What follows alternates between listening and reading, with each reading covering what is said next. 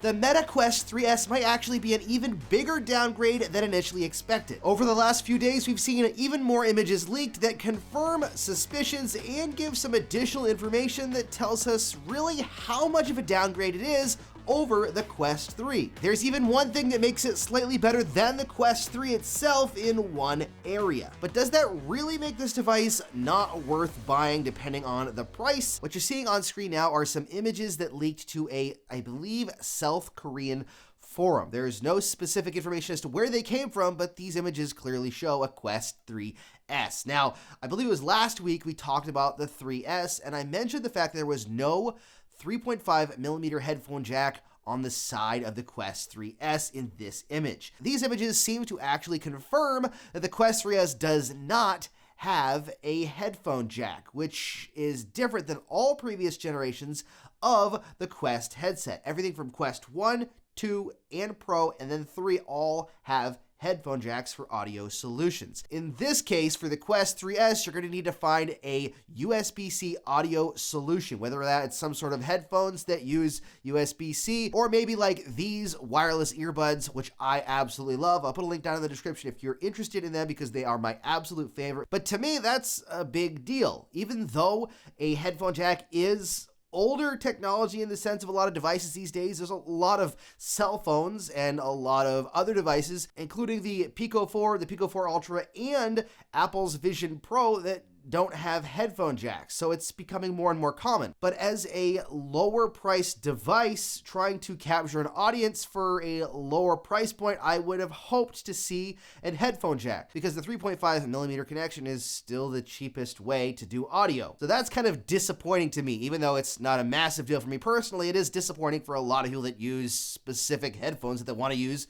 with the Quest and a 3.5 millimeter jack. So that's the first thing we learned from these images. The second thing we learned was the battery size, and it's actually smaller than the Quest 3 and bigger than the Quest 2. It's almost dead center between those two. The Quest 3 has an 18.9 watt hour battery, and the Quest 3S has a 16.7 watt hour battery, while the Quest 2 has a 14 watt hour battery. That doesn't necessarily mean that the battery life is going to be less. Yes, the same chip and all that stuff and new pass-through in the Quest 3S. But we don't know how much power that's going to draw. From what I read in the Upload VR article, it is more power efficient. So it's possible we might not actually see a reduction in time, but it is a smaller battery, which could mean less weight, but might also mean less time playing. Although you can get battery straps, which are fantastic if you want to extend your battery life of your game. Again, I'm not trying to sell you a whole bunch of stuff. I'm giving you solutions for these problems as we uncover them for the Quest 3S. My favorite is the Bobo M3 Pro, and I'll put a link to that in the description as well. It's what I use on both of my Quest 3 headsets that I use, and it is a fantastic solution with a hot swappable battery solution that you can play for a lot longer on, which I think will actually be more important for the Quest 3S because it's going to be more front heavy. And the Bobo head strap is a Halo style head strap, so it keeps it off your face more, and with the battery in the back, it actually acts as a counterweight, so I think it's going to be even more important for the Quest 3S. Before we get on to a couple more differences, which we've really talked about before, so I don't want to belabor the point too long, I'll just lightly mention them. I do want to mention one item that I think actually makes the Quest 3S superior to the Quest 3 now that I think about it and we know what it is. It's called the Action button. Some documentation on Meta's website actually talked about that button on the bottom of the headset that I've talked about in the past.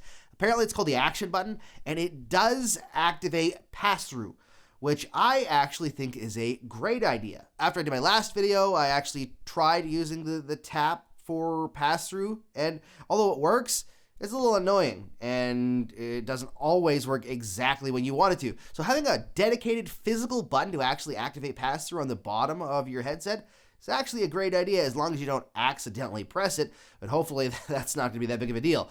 This is something that the Quest 3 does not have. So the Quest 3S, a downgrade? Yes, that's obvious. We knew it was a downgrade. We knew that the lenses, or we assumed based on leaks, that the lenses are going to be Fresnel lenses, not Pancake optics. So it's going to be a heavier, bigger headset that has a different type of optical stack, and it's going to be more like the Quest 2. Screen inside, again, a downgrade from the Quest 3 with an LCD panel that is a single panel that's not as high resolution. The IPD is also going to be stepped more than likely according to leaks, so 3 different levels, not stepless, another downgrade. All these things are things that are happening to make this device cheaper, potentially lighter depending on how you look at it, but cheaper. So the reality is a Quest 3S, which is essentially a bare bones VR headset that's as powerful as the Quest 3, worth the money to actually continue playing those games and be able to use pass-through?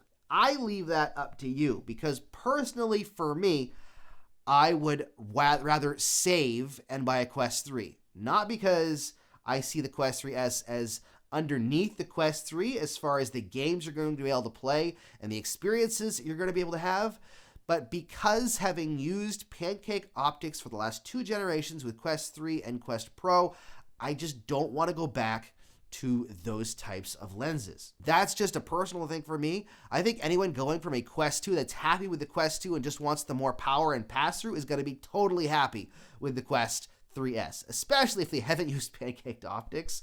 Even if they have, I think that it'll be perfectly fine if you can't afford to go to a Quest 3, but you're able to buy a Quest 3S. To me, it's really all about the games. Even though I would prefer to have a Quest 3, if it came down between not being able to play Batman or not being able to play Alien, I would pick the games over the hardware any day. If the power at that price point allowed me to play those games, then I 100% think that that would make my decision for me, and I think it'll make the decision for a lot of other people out there. But sound off in the comments, please. I want to know if you think that all of these downgrades to the Quest 3 makes a device that makes sense for you or for a lot of people to keep up with these updated games. Keep in mind, the visual updates for Quest 3 will be on Quest 3S, so you'll get the better visuals, the better, shadows and lighting and all of that stuff, the better games, just not as optimal of an experience with the resolution being lower and the lenses and battery and, no headphone jack and all that stuff.